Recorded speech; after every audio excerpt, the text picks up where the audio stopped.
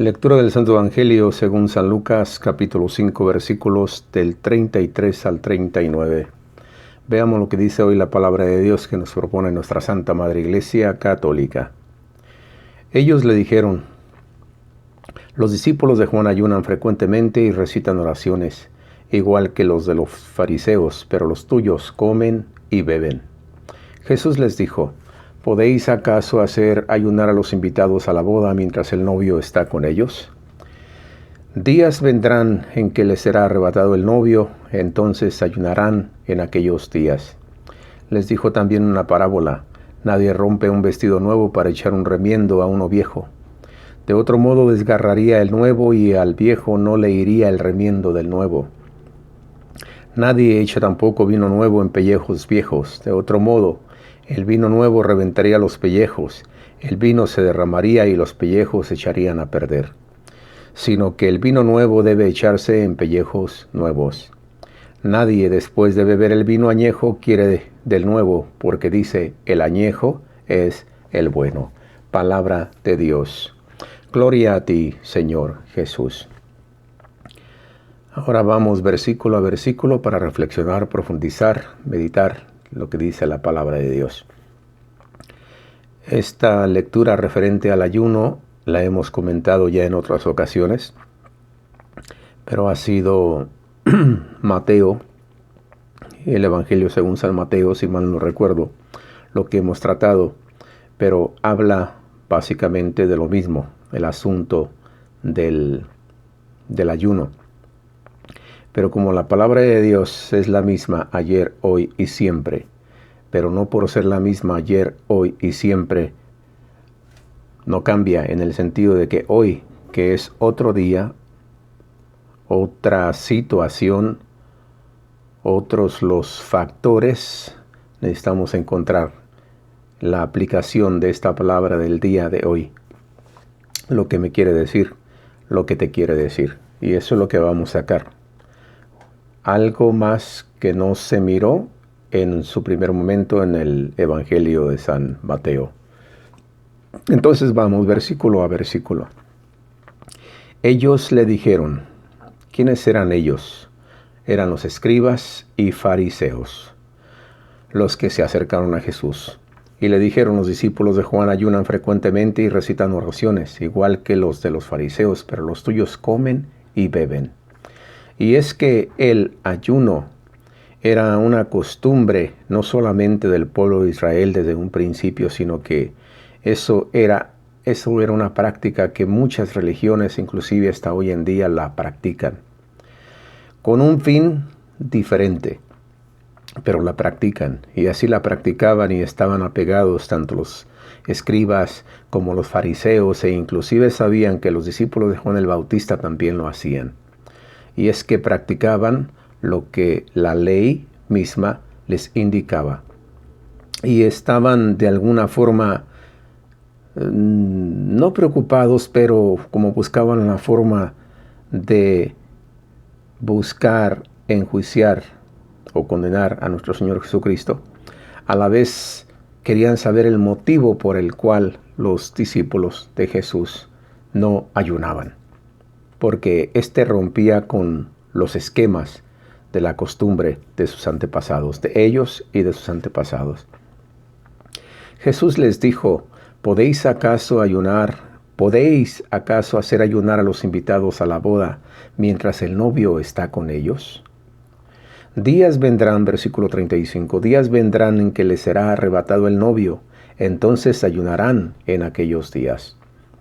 Lo que está diciendo aquí Jesús es que Él es el novio, y mientras Él está aquí con ellos, Él es el novio y estamos en un banquete de bodas.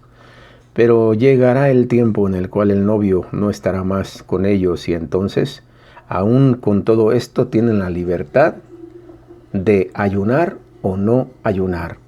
Eso de acuerdo a cada uno de ellos, porque lo que Jesús trata, lo que Jesús acaba no trata, sino que aquí está diciendo es de que ese ayuno que se hacía por costumbre, por tradición, porque así lo decía y lo mandaba la ley y las escrituras, era un ayuno que hasta Dios mismo del Antiguo Testamento se quejaba del mismo pueblo de Dios. No sacrificios, no holocaustos. El verdadero ayuno que yo quiero es misericordia, decía la palabra de Dios en el Antiguo Testamento. Y entonces aquí Jesús no le da esa importancia al ayuno como se le daba, como le daban ellos los escribas y fariseos y maestros de la ley y todos los que conocían de las Escrituras. Era la costumbre del pueblo de Israel, de los judíos, de los israelitas. Pero Jesús rompe con esto, no en el sentido de que ya no se haga más, sino que deja en libertad a sus hijos, a sus discípulos, para que lo hagan. Es recomendable hacerlo, pues él mismo lo dijo y lo decíamos en el Evangelio de ayer, cuando comentábamos acerca de aquel joven que su papá llevó a los discípulos para que estos le ayudaran, pero no pudieron expulsar a aquel demonio y solamente Jesús fue que lo pudo reprender. A lo que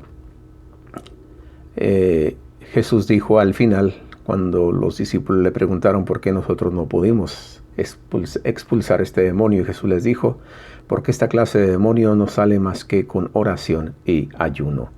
Entonces el ayuno es importante, pero como hijo de Dios, como discípulo del Maestro, de Jesucristo, tú por sobre todas las cosas eres libre. Yo por sobre todas las cosas soy libre. Y en esa libertad de hijo de Dios, yo veo la necesidad del ayuno. Y es recomendable hacerlo. Pero no algo como una carga, una obligación que tienes que, sino todo de acuerdo a las circunstancias. La palabra de Dios dice, sí tendrán que ayunar, porque muchas veces es por medio de la oración y el ayuno que podemos expulsar de nuestras propias vidas esa clase, ese tipo de demonios que nos traen muchas veces muy agarrados. Les dijo también, versículo 36, les dijo también una parábola. Nadie rompe un vestido nuevo para echar un remiendo a uno viejo.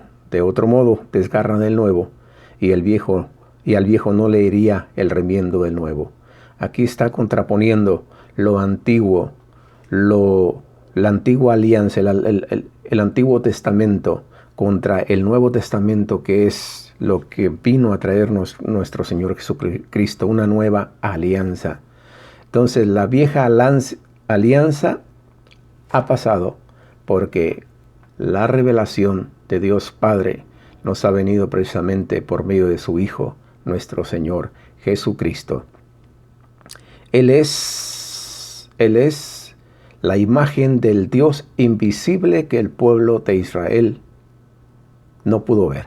Solamente lo miró por medio de sus manifestaciones en la columna de fuego, en la nube, en la zarza ardiendo y en los prodigios que Dios realizaba. Pero esa imagen de Dios, ver a Dios, se veía y se ve solamente al contemplar a nuestro Señor Jesucristo, porque Él es la imagen del Dios invisible. Continúa en el versículo 37, nadie echa tampoco vino nuevo en pellejos viejos. De otro modo el vino nuevo revienta los pellejos. El vino se derramaría y los pellejos se echarían a perder. Esta palabra o esta traducción de los pellejos se refiere a los odres que se hacían de cuero, que al fin de cuentas sí son pellejos, pero al menos a mí me parece que es un poco más cruda esta palabra, pellejos, pero son donde se guardaba el vino, en esos odres que se hacían precisamente con cuero, sea de cabra, sea de vaca, de lo que sea, pero a esto se refiere aquí la palabra de Dios. Versículo 38, sino que el vino nuevo debe echarse en pellejos nuevos. ¿Por qué? Porque se echa el vino nuevo en odres viejos, el vino nuevo rompería, echaría a perder los odres, los pellejos, y entonces el vino se derramaría. Versículo 39, nadie después de beber el vino añejo quiere del nuevo, porque dice el añejo es el bueno. Culminamos así hoy con esta palabra de Dios, que hoy se refiere al ayuno, pero por sobre todo a la libertad que tú tienes y que yo tengo como hijo de Dios.